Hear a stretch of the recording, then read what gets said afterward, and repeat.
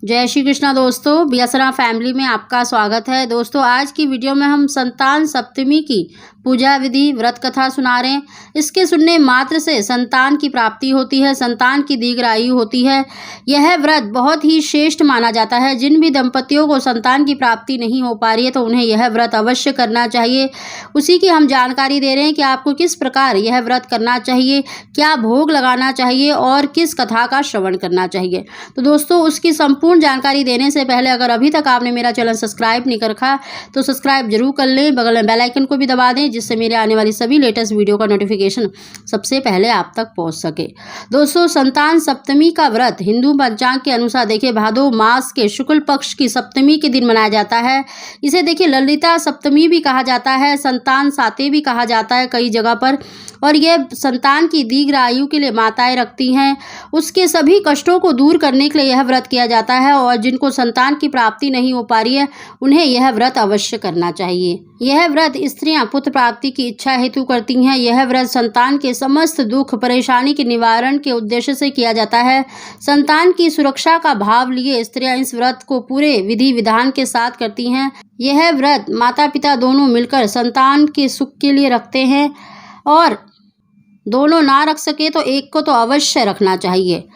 अब इसकी पूजा विधि। भाद्रपद शुक्ल पक्ष की सप्तमी के दिन प्रातः जल्दी उठकर स्नान कर माता पिता संतान प्राप्ति के लिए अथवा उनके उज्जवल भविष्य के लिए इस व्रत को प्रारंभ करते हैं।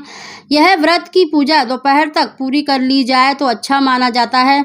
प्रातः स्नान कर स्वच्छ कपड़े पहनकर भगवान विष्णु, गणेश जी और शिव पार्वती की पूजा की जाती है। दोपहर के वक्त चौक बनाकर उस पर भगवान शिव पार्वती की प्रतिमा रखी जाती है। उस प्रतिमा को स्नान कराकर चंदन का लेप लगाया जाता है। अक्षत, श्रीफल यानी नारियल, सुपारी अर्पण की जाती है। दीप प्रज्वलित कर भोग लगाया जाता है। इसमें देखिए पूड़ी का और हलवे का भोग लगाया जाता है भगवान शंकर और माता पार्वती को। संतान की प्राप्ति के लिए या संतान की रक्षा का संकल्प लेकर भगवान शिव को डोरा बांधा जाता है और बाद में इस डोरे को अपनी संतान की कलाई पर बांध दिया जाता है। और जिनको संतान की इच्छा है उन्हें अपने हाथ पर यानी अपनी कलाई पर बांधना चाहिए। इस दिन भोग में खीर पूड़ी का प्रसाद चढ़ाया जाता है और जल से 3 बार घुमाकर भगवान के सामने रखा जाता है। परिवारजनों के साथ मिलकर आरती की जाती है। भगवान के सामने मस्तक रखकर उनसे अपने मन की मुराद कही जाती है, अपनी प्रार्थना कही जाती है और बाद में उस भोग को प्रसाद स्वरूप सह परिवारजनों में आस पड़ोस में वितरित किया जाता है। पूजा करने के बाद कथा अवश्य सुननी चाहिए। हिंदू व्रत में मिलता है कि संतान सप्तमी का व्रत जो व्रत कथा है पति पत्नी साथ मिलकर सुने तो अधिक प्रभावशाली माना जाता है। इस व्रत का उल्लेख श्री कृष्ण ने युधिष्ठिर के सामने किया था। उन्होंने बताया कि यह व्रत करने का महत्व लोमश ऋषि ने उनके माता पिता देव और देवकी को बताया था।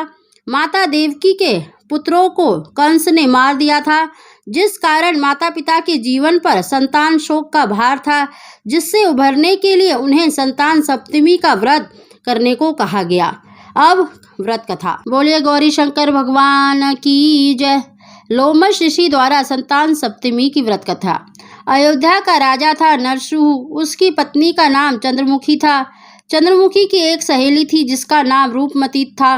वह नगर के ब्राह्मण की पत्नी थी। दोनों ही सखियों में बहुत प्रेम था। एक बार वे दोनों सरयू नदी के तट पर स्नान करने गई। वहां बहुत सी स्त्रियां संतान सप्तमी का व्रत कर रही थी।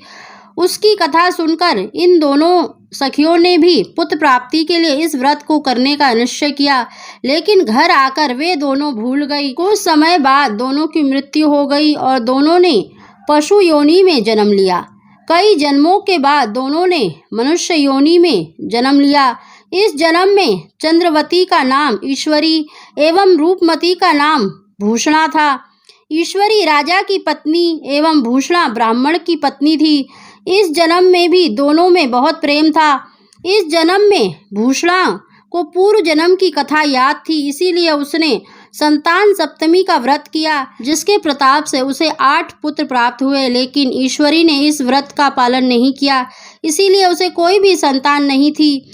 इस कारण से उसे भूषणा से ईर्ष्या होने लगी। उसने कई प्रकार से भूषणा के पुत्रों को मारने की कोशिश की, लेकिन उसके भूषणा के व्रत के प्रभाव से उसके पुत्रों को कोई भी क्षति ना पहुंची। थक हार कर ईश्वरी ने अपनी ईर्ष्या एवं अपने कृत्य के बारे में भूषणा से कहा और क्षमा मांगी।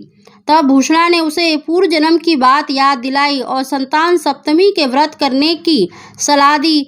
ईश्वरी ने भी पूरे विधि विधान के साथ व्रत किया और उसे एक सुंदर पुत्र की प्राप्ति हुई। इस प्रकार संतान सप्तमी का व्रत का महत्व जानकर सभी मनुष्य पुत्र प्राप्ति एवं उसकी रक्षा के उद्देश्य से इस व्रत का पालन करने लगे। बोलो गौरी शंकर भगवान की जय। हे गौरी शंकर, इस कथा को सुनने वाला, कहने वाले और हामी भरने वाले की सभी मनोकामनाओं को पूरी करना।